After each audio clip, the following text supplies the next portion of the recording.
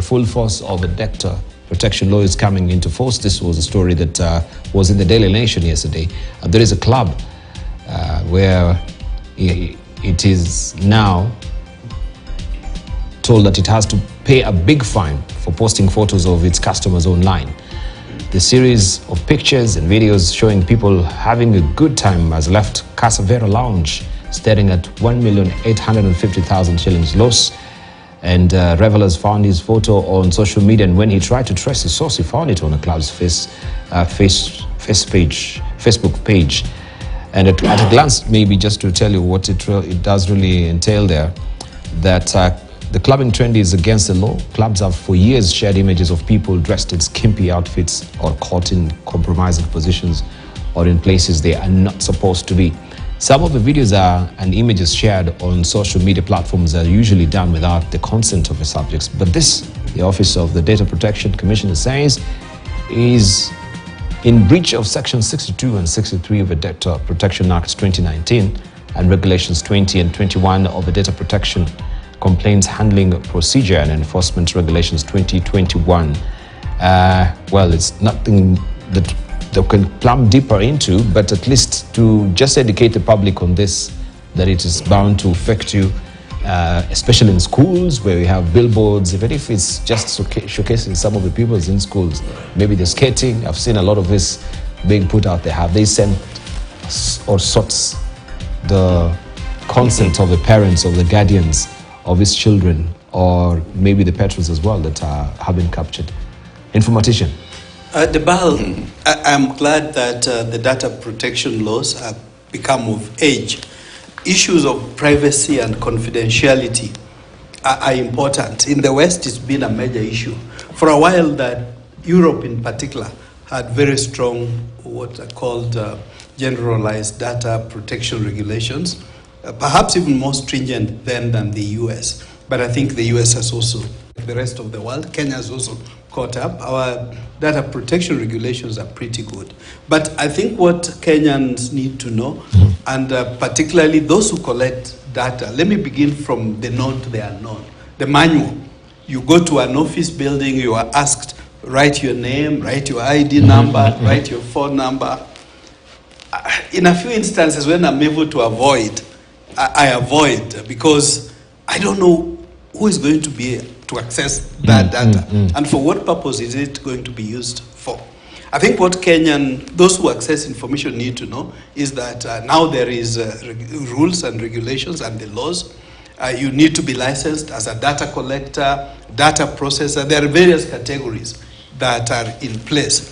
But in particular, I think we also need to be aware that when you go to cyber sites, websites or portals, normally there are terms and conditions that do you agree. Many a time people just click, say agree, without looking into what are you agreeing to. You probably have already given rights to that data collector, whatever purpose they can use your data with. So I think if we recognize that data is the new gold, data has become a currency, and data is important. And of course there are institutions that thrive basically on data science, and big data becomes even juicier. So very often when young people ask me, I want to study IT, which sector do I go to? It doesn't take me a lot of effort to keep saying cybersecurity, for example, artificial intelligence, machine learning, because those are areas increasingly that are going to get a lot more of application. But in terms of data protection, data could also be abused. There are institutions that thrive on data mining. They use it for whatever purpose. Usually, in most cases, it's commercial, but it could also be criminal. The mere fact that somebody is able to trace how does the bulb normally work, where are places that he moves from on Mondays, on Tuesdays, through artificial intelligence, one could could be able always to predict in some cases. And this is part of why people are often advised that try to change. As part of a security, I'm not a security expert, but because of the link, I'm an information security expert, the link with ICT or the cyber part, you are often said you need to be as unpredictable as possible so that people who thrive on using the data for criminal purposes are not able to track you easily. So yes, people need to be very conscious. In terms of social media, I know people who say, for me, I'm not on Facebook, I just don't want to be there. But I don't think it's in anybody's interest not to be on social media.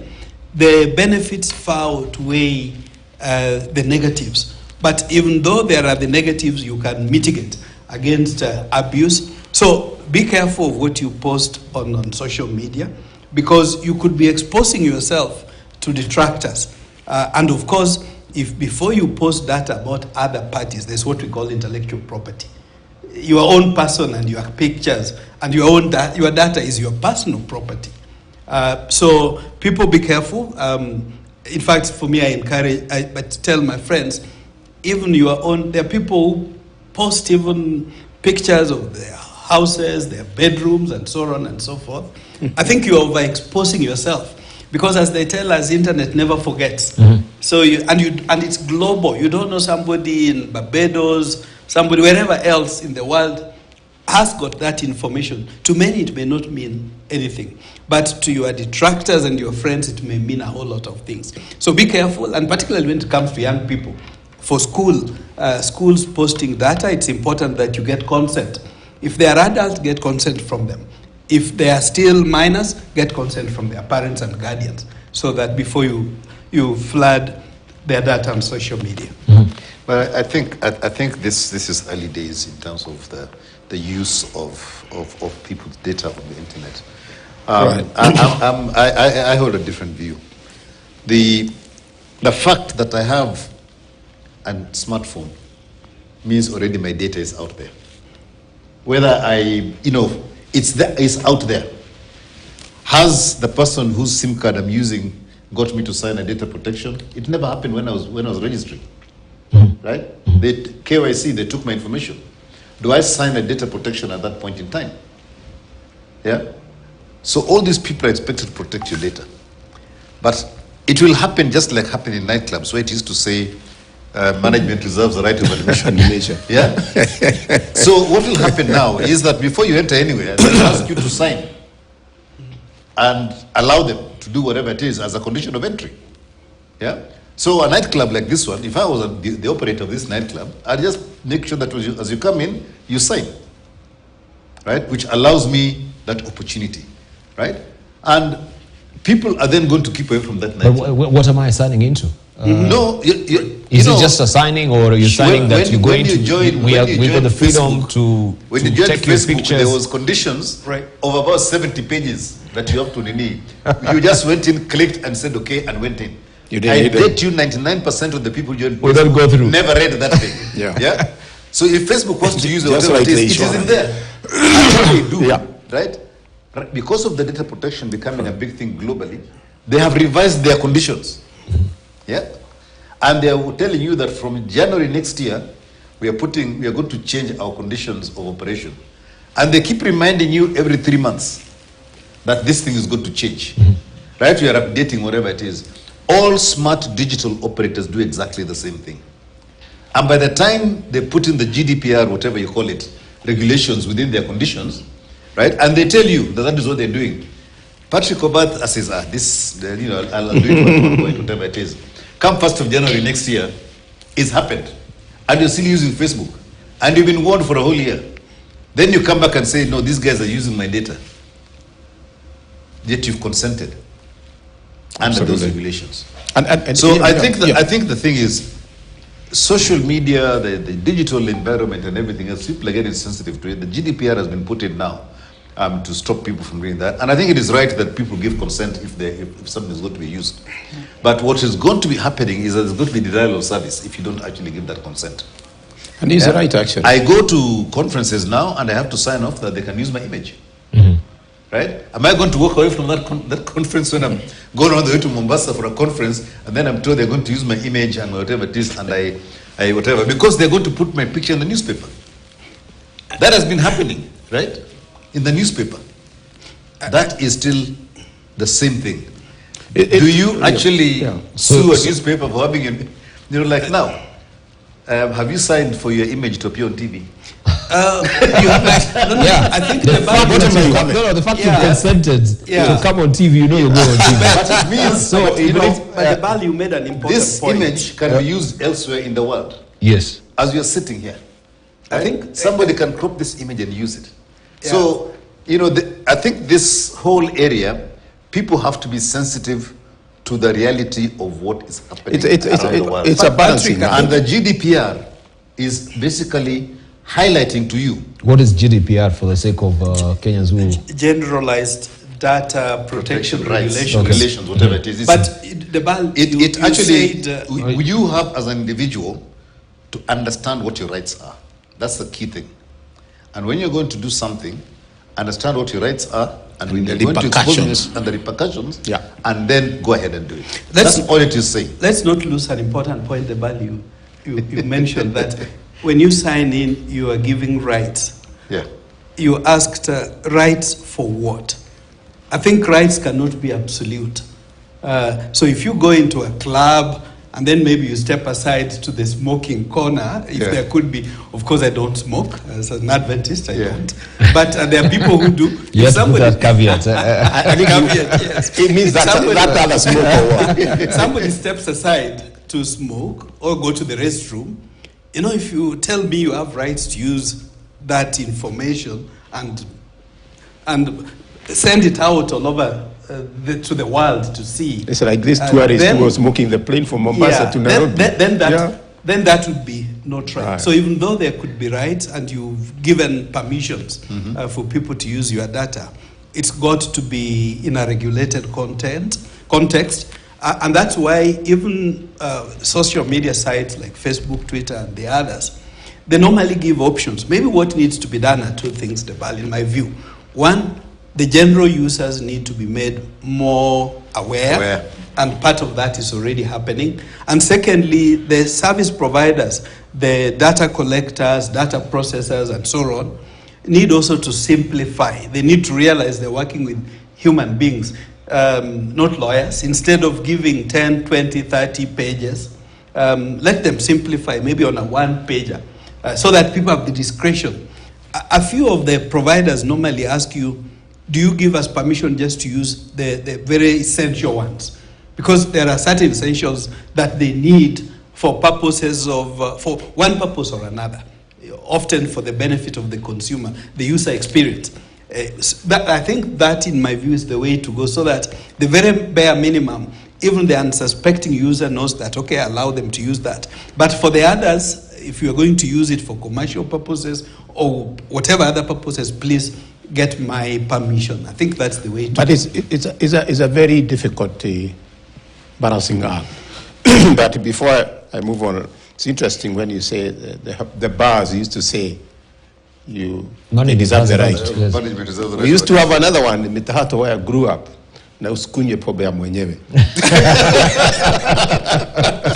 Because what used to happen, Patrick will go to the bathroom, and then Shem will take the drink. Knock it back.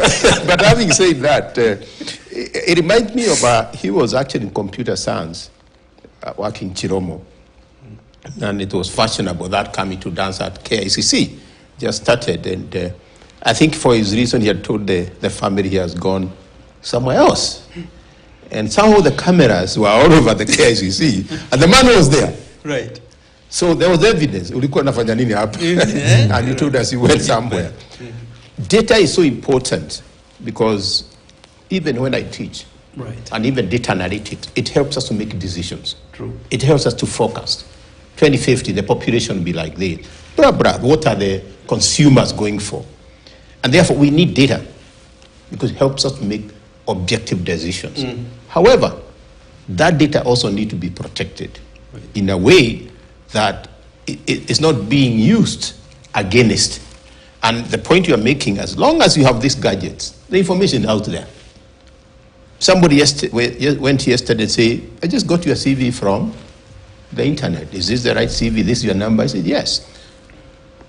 But the point here, if you get that data with bad intentions, then that's why we need to bring the law into it. But we also must be conscious of what really we're up to. Because there's a lot of, what would I say?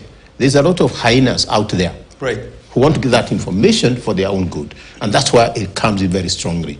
And then at least at a personal level, you're also asking yourself, am I Amkora? Am I things I'm doing which are not right? And therefore I'll be so much bothered of my information being out there. I can tell you there are opportunities I've got because somebody went there and got my cell number there. Is my cell number something I want to hide from people? Increasingly, Kenyans may need to know that there are employers who now, even though when you apply for a job, you give them your CV and your profile and all, but they go check your Facebook and LinkedIn and all that. Yeah. So they get quite a bit of information on you in that manner. In fact, even for visa applications and so on, there are countries that look out for a lot more. This is why, even though I'm being alive to the fact that in the superhighway, literally everything is there. And it's like just a physical superhighway. You have all manner of cars, vehicles, big and small, there going left, right. But each car, there is a driver knows, there is a key. Sometimes, of course, with electric vehicles, one expects that your car, if you are the driver, even recognizes you. There are sensors. In fact, like even this cyber knife, you may find there are thousands or hundreds of thousands, if not millions, of sensors that is making it to operate well. So yes, be aware that even though there could be data out there in the public domain, do your utmost best to protect it. There are people who encrypt it. So you could still intercept that data. I know the IEBC and the elections last year is another issue altogether. But data could be intercepted. You encrypt it in such a manner that you like kind of put a padlock to it, which cannot be opened. And the more padlocks that you put to it, the more difficult it becomes to open. And that's technology and innovation. But lastly, all these regulations and laws that we have, there is one fundamental one that's not going to make it easy to operationalize. The ICT practitioners law that Parliament passed, but the former president declined to sign, partly because there are a whole lot of lobbyists, maybe a good number of them not professional informaticians, who did everything. They want chaos because they thrive best in chaos where everybody is an expert in this field. Until we enact that law, even data protection laws, cyber security laws, and the other related laws that are coming up are going to be hard to implement or operationalize. So my appeal to the leadership of Kenya Kwanza is either bring back that law to Parliament, or I don't know, the lawyers could tell us if the president can overrule the previous president. He didn't reject it per se, he just declined from signing it. Yeah. So I hope it's still something that can be dusted and then brought into use. But I think Shem has said one very important thing. All these regulations and laws are only as good as the user. Right. True. And if the user wants to do mischief, they will do so. Right. So even all this Data Protection Act, whatever it is, the users have to be responsible people. True. Yeah, and if we don't have that, people have the honesty to use the law effectively, then it doesn't matter how much you put in law, it will be abused, right? And these early ones are not actually, people are not actually abused the law. All they've just done what they've normally done, but there's now the law there. Everybody knows about the law really. Very quickly become responsible users. So they don't just, put out pictures. Put out pictures and everything else, which they could do before. Indeed. Yeah. Indeed. And they will learn very quickly. I wanted to add a critical question, and just to warn you that we might be crossing over just any moment from now to sort of a hotel where KIPRA, that is Kenya. That is Kenya Institute of Public Policy and Research will be launching their Kenya Economic Performance Report, and of course that is also in line with what we're discussing as far as the economy is concerned. So it will be a good also meter of information to thrash out next week. So any moment from now we'll be crossing over there where the launch will be happening. again. But I wanted to ask a critical question, especially now that we're talking data protection and the Maisha card that is coming. As a Kenyan, I went to do the Huduma number registration, and I gave my intimate details. Yeah, from the Intimate details from the village that I come from, right, to the location and the sub-location. Yes, and I don't know what they've done with that particular data and the information, right? But did you come from that village? No. The question is, it doesn't matter. That in light of data protection, do I have a right to demand to know what had happened to my data with the Huduma number? What is my recourse? Because I feel exposed. You're right.